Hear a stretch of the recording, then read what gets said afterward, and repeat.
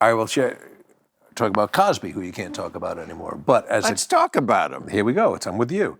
So before all the shit hit the fan, so I went with my lovely wife and Carol Leifer and her wife Laurie. We went to see Cosby. This is 15 years ago. I went to see him in Vegas. And yeah, this would be 2010. And I was just toying with the idea of getting back into doing stand-up. And we went backstage beforehand. We were chatting, and Carol asked him a couple of questions about stand-up. We got first row seats, and it was just mind-blowing. I mean, there was nobody, I don't know, ever better. It was just great. I disagree, but go ahead. Well, he was great. He was great. So I sent him a note of thanks, thanks for hosting us, thanks. And I sort of jokingly said, I said, when I was watching you, I had two thoughts. One, I can't wait to go back in on stage and do stand-up. The other thought is, I am never going back on stage. If that's what stand-up is, I can't do that. Okay, I was never a fan. Okay. So, like when people get rapturous about Cosby, this separated from the as a comic. Okay. We're talking about as a comic. Because I can separate things. Okay. And I think people should. I don't care. But even when you separate, you go, still don't care for him.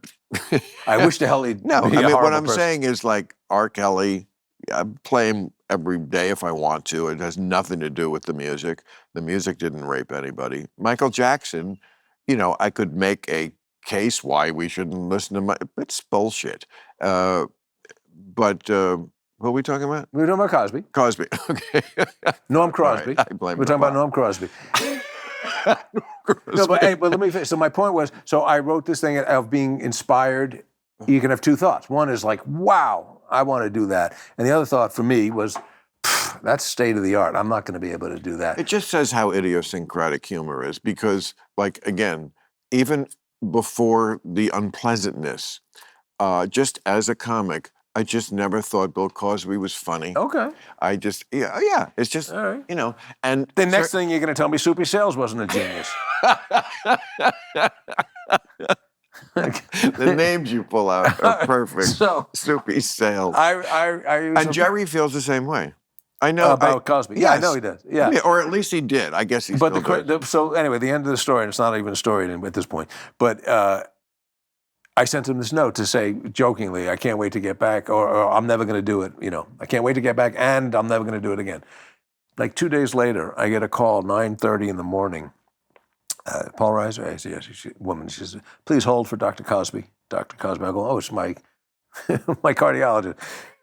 and I'm at home, and I wait, and he picks up, and he doesn't say hello. He just goes into a bit. He goes, "So my dog, I had to take the dog to the vet, and they fixed the dog, and they said, we can fix your dog. It'll be $385.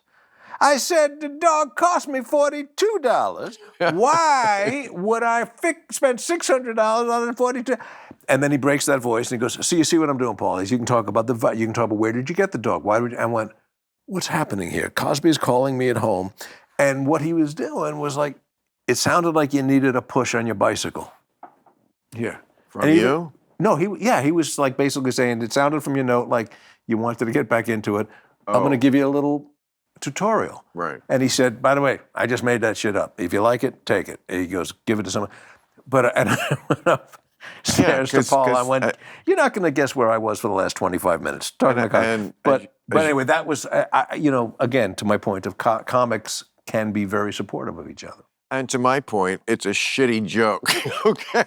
Like the rest of his stand-up. We'll be back. Shitty. We'll be right back with Bill Maher. And first of all, the idea behind it that I should kill my dog. No. Because it cost me, well, kind of. Oh, you're a dog guy. No, yes, I'm a dog lover. I don't think you should kill them. I think you missed the point of the story was he was being very magnanimous in that moment and helping a young comic. I get that. Okay. The bit itself, whatever, doesn't matter. No, because the bit is indicative of first of all, you do know that he is a psychopath.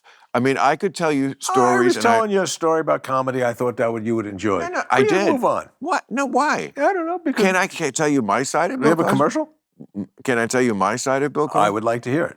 And then I'm going to. You seem very defensive about Bill Cosby. No, defensive about how much you think that I want to defend the entirety of I Cosby. don't think that. Okay. You can't think I think that. No. Okay. No, but even besides that, I know from promoters he's worked with, and I'm not going to share the stories because somebody will fucking Oh, he's a horrible person. horrible person. Yeah, and he did Like even besides what we know with the women, like that was just like a subsection of a greater insanity. He's insane. By the way, do you know Mozart was a prick? Did you know that? Well, he's German. Yeah, no, I know, but I always thought like, what you know, Mozart's a beautiful symphony. And you go, yeah, but he really was not there for his kids. I mean, but Still a beautiful sonata. There's pricks, and then there's monsters. I mean, Yeah, Cosby, monster. Apparently. Yeah. Apparently. I mean, I knew this back in, I'll tell Hitler was nice to me. He once sent me a nice bouquet. I did a movie, I'll try to leave this vague, although it probably can't. It's not DC Cab. Yes.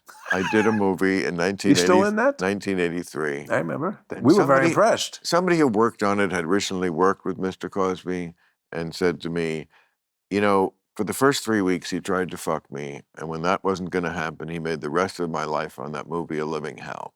And I always fucking hated him ever since. And the bad news that came later, you know, maybe wasn't so shocking to me. But after hearing did that color your view of him as a stand-up? No, I never thought he was funny. I always thought he was corny, and like I didn't understand why people were laughing so hard. It seemed like very pedestrian stuff. I went to the dentist and just like the stuff about kids. Again, I get it. He's a master craftsman of a certain type of comedy that is not my type. But there are comics that I am embarrassed that I laugh at, not because of their personal story. Hey, I'm sitting right here. Hey, everyone, I'm on Substack now. Check it out and subscribe now at billmaher.substack.com. What could be simpler than that? My name, then .substack.com.